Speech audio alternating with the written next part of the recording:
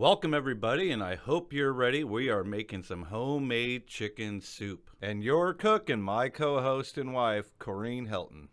Now you'll need one whole chicken, or several chicken bones from a couple of chickens. 2 to 3 medium-sized onions, 3 to 4 large carrots, 3 to 4 celery stalks. Now, mainly, we use kosher salt for this. As a great option, try some rosemary, oregano, basil, and thyme. A few cloves of garlic or some leeks will be a great addition. Up your onions, your carrots, your celery, and your leeks if you're using them. We are using the Nesco 18-quart roaster oven for our stock. If you want to quarter up your chicken, you can, but take the chicken and all the vegetables and spices, put them into the stock pot, fill it up with water, and cook at 300 degrees or the soup and stew selector on your Nesco roaster. Cook for 4 hours, then pull out the chicken. Be very careful when you're trying to remove your chicken out of the pot because the soup stock will be hot. Just standing it up to drain the liquid out of the center of the chicken. Oh, look at it just falling apart, folks. It just looks so gorgeous. And the chicken looks awesome, too. See?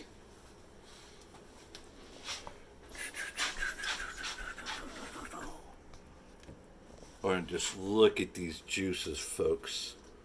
I mean, just like you could just see the rippling of the fats just sitting there, flavor, and we got whole onions and stuff that's sitting there, well, halved onions, celery, and carrots. Pretty simple. This is basically going to become your soup stock. Mm-hmm. I'm pulling the meat off the bones, and I'm putting the skin and bones back in to the pot so I can continue cooking this for another 12 hours. The reason you cook it as long as you do is to pull the gelatin and collagen out of the bones.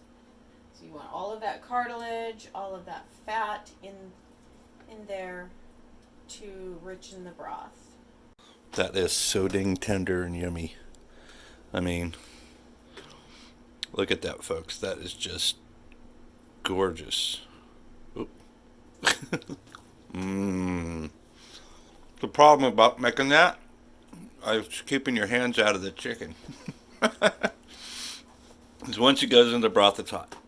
Oh, putting avocado oil in the bottom of the pan to coat the bottom. When this is hot, take a couple of minutes. Chicken from earlier, onion, celery, yellow and orange carrots, Yukon Gold potato, leftover green beans and corn. We'll all put those in. Looks like pineapple. And see, she chopped it up nice and small pieces, about a ½ inch to an inch kind of things. Yummy. So the oil is ready. It's all shimmery in the bottom of the pan. I'm going to put in the carrots, onion, and celery. Let those cook for a couple of minutes.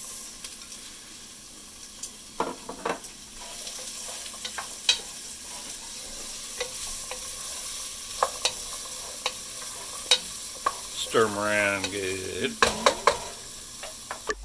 I'm going to add some seasonings. I'll add a bit of salt, some black pepper,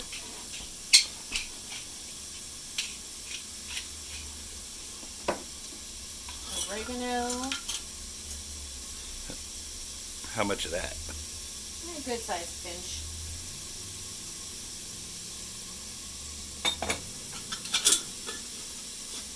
You can do the same with basil, rosemary, and thyme. Just a good sized pinch. There you go. A little lighter on the rosemary.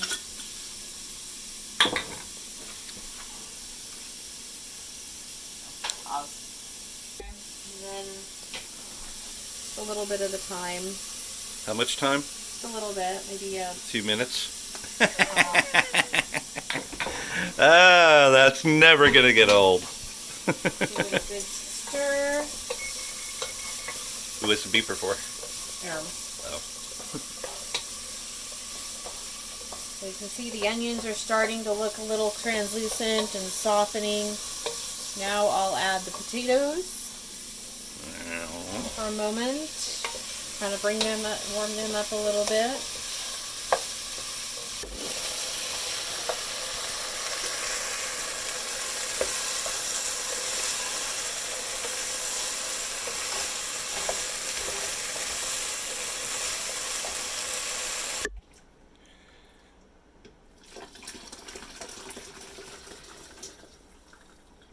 Probably about a quart and a half, maybe 2 quarts. Up. Maybe a little bit more. That smells amazing.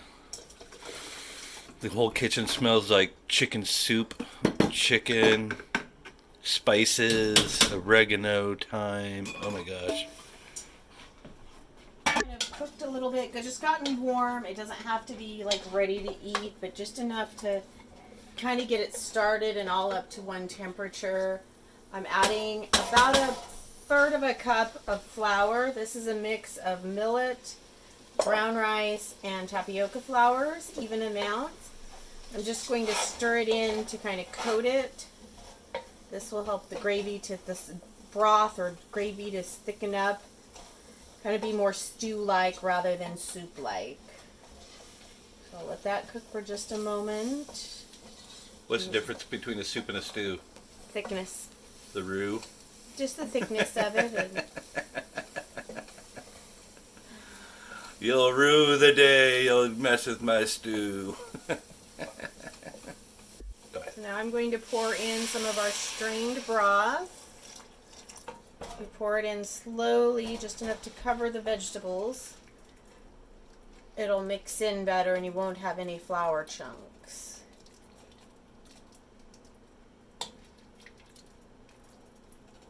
Notice you didn't pour all the broth in at the same time. Why is that? That's so it'll mix in properly and it mixes better. You don't have as many flour chunks and it thickens faster. It's like, honey, I didn't think we were having dumplings with the soup. That ain't dumplings. Chicken and dumplings.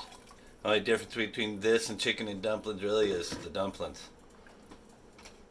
Now we're going to want to bring up the temperature a little bit, kind of bring it up to almost a boil. I'm going to add corn.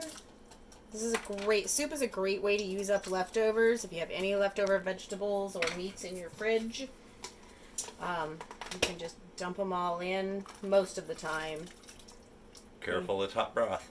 And then we'll add the chicken. It's really good if you've got some kale and some spinach. Ew, no kale. Ugh. Spinach, not so bad. Kale, ugh. Feed that to the rabbits and the horses. So now we'll just give it a stir and bring it almost up to a boil and then let it simmer For until how long? until the potatoes are done. Take about what, 10 minutes? 20 minutes. 20 minutes? 15 to 20 minutes. There you go. So this has been cooking for about 20 minutes. The potatoes are nice and done. You can smash it against the side of the... Let me see how you do it. Smash it with something so it's done, or poke it with a fork. That's how you know it's done. If it goes in really tender and easy. Mm-hmm. Almost Stir like butter. it. You'll be tempted to skim. There's a little bit of fat on the top of this. Don't skim it off. Just stir it in because that's part of what makes this so good. It's good for you. Oh yeah, it is good for you. And the broth has thickened it to a nice gravy consistency. So you can see that. A little bit thin, but still good. So now, we'll turn the stove off and ladle it up.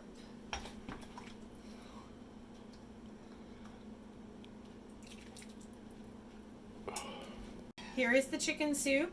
The next steps will be canning the broth. So now we're at the canning portion. Our chicken broth is ready to go. It's been sitting and roasting for 24 hours.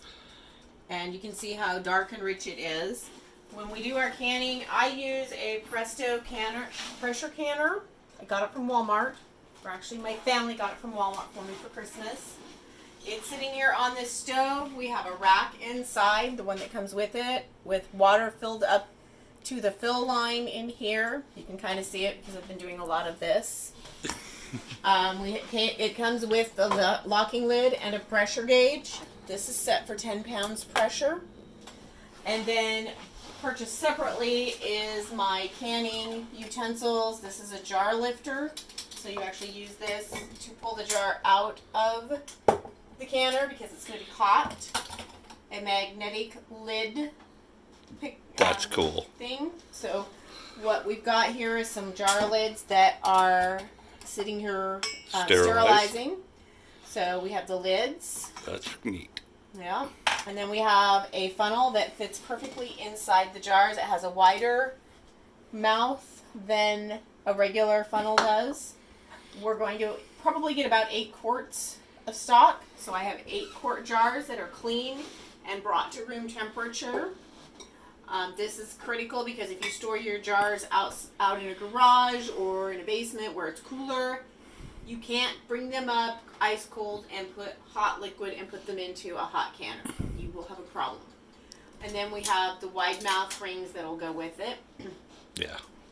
As we start doing this, I'm going to actually strain the stuff out of the broth into a pitcher and then use the pitcher to pour it into my jars simply because that's easier for me.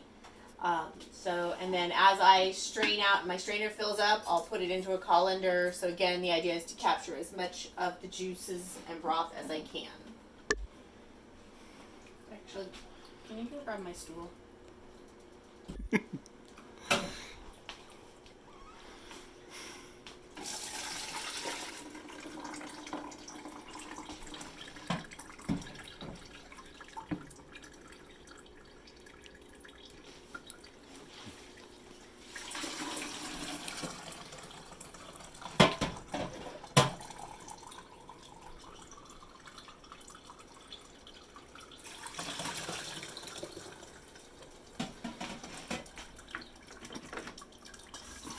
And pretty much any of the meat that's still in here, it's drier than sawdust. You don't want to eat it. Kibble food, right? Or Pretty kitten much. chow? Pretty much. It's not edible at this point. You heard that, folks? It's pretty good kitten chow. Tammy.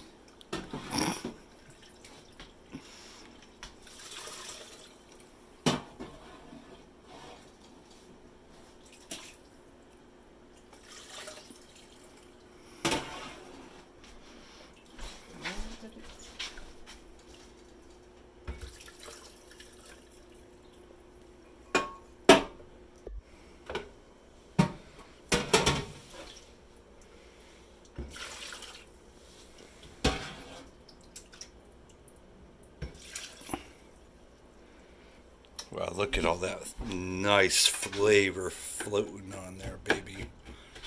Oh my God. It smells as good. Oh my God, you look at that. Just. We're ready to fill up one of the jars. I use a second strainer just to catch any of the little bits and pieces. And what you want to do, because this is hot liquid, pour a little bit in to each jar to really bring the glass up to temperature. Plus it distributes the fats and the collagen better. And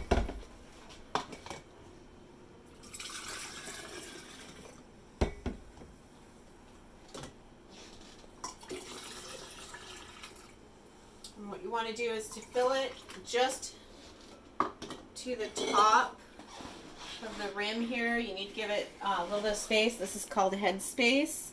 So you just fill it that far because as this cans, it does expand. The hot liquid expands.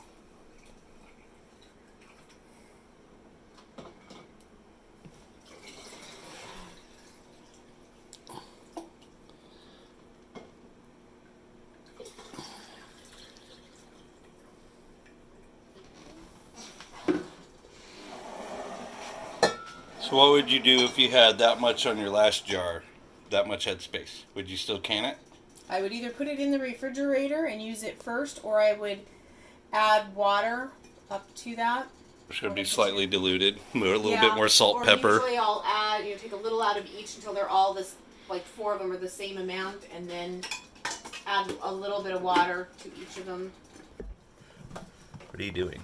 I'm putting a towel or something back here to prop this up so that it's at a little bit of an angle so I can get to the stuff left in here better. Or she asks her really tall husband to lift it up and pour it for her. That'll come later.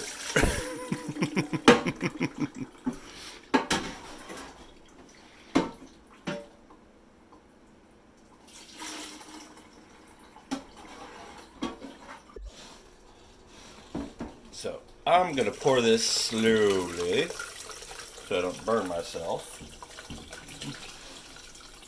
And you see all those little bits. Perfect cat food. Okay,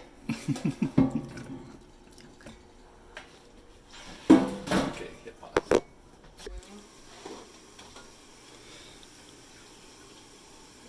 We filled all of our jars. Now what we need to do is wipe down the top and outside of the rims and even just a little bit of the inside of the rim with a clean, wet washcloth, no soap, because remember this is food. So we'll do that for all of the jars. I usually do 2 or 3 at a time, then stop, fish the lid out.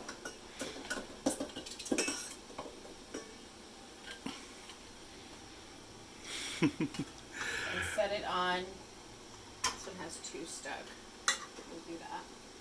I want to try not to touch the seal because that's the part that needs to stay sanitary. That's that red line, that red band. And then you put the bands on, the rings on the jars. You want to tighten them, but not super tight. So think about tightening it all the way and then backing it up just a little bit because you need to let a little bit of air out of these. Otherwise, your jars will break from the pressure. And cleaning up the mess from a jar breaking in your canner is not fun.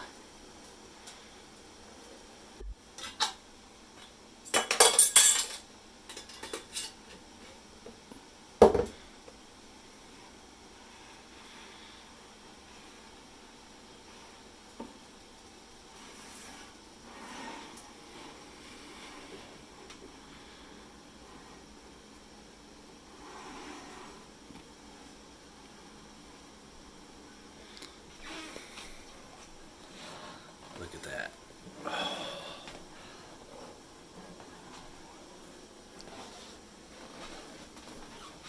Yeah, that's fine when you have a little bit like that because that's your flavorings. That is beautiful.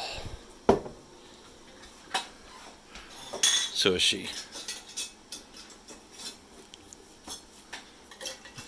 And I married her. Awesome. Beauty, brains, and can cook.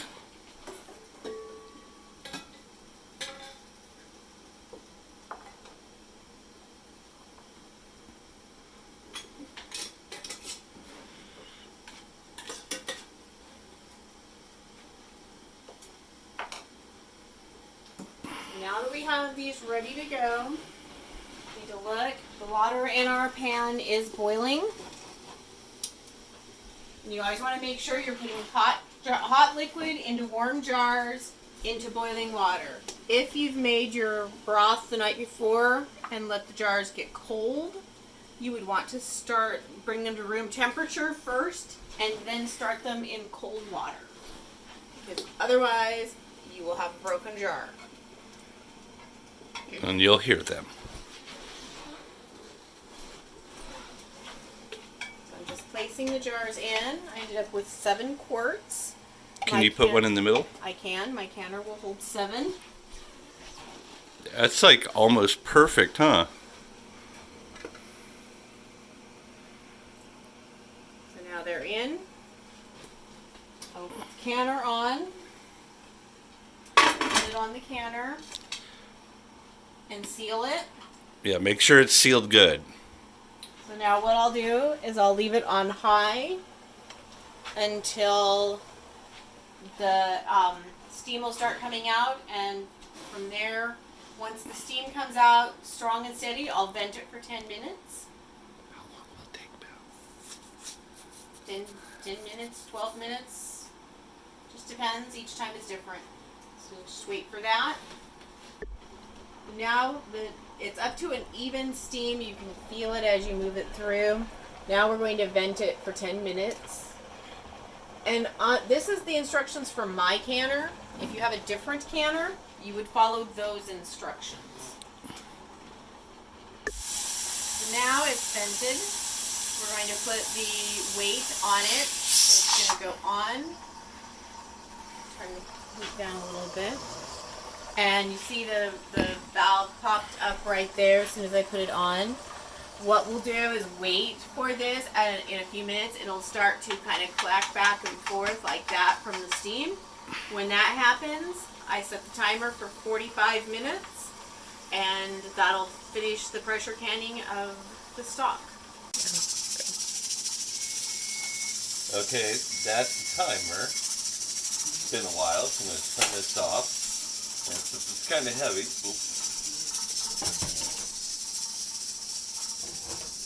need some little mitts. Now you notice this thing's still going. This guy's still percolating. Be very, very careful when you transfer this. Try to stay extremely level. Now, what you're going to do is wait till this thing is going down until this thing goes down. Then you pop that baby off and let it go for about another 10 to 15 minutes. Okay, then that'll be okay for you to crack that open, so always be still. And then once that's done, we'll take you to the next part. After the pressure has gone down, remove the weight, gently remove the lid, and then gently, carefully remove the jars. Careful, they're hot, and don't hit them on anything because you'll crack them. A special thanks to your cook and my co-host, Corrine Helton. And that is your canning and chicken soup. I hope you guys have a great day, and hit that subscribe button, tell your friends about me, and check out the other videos that are right down there, and I hope you guys eat well and live well. Bye-bye.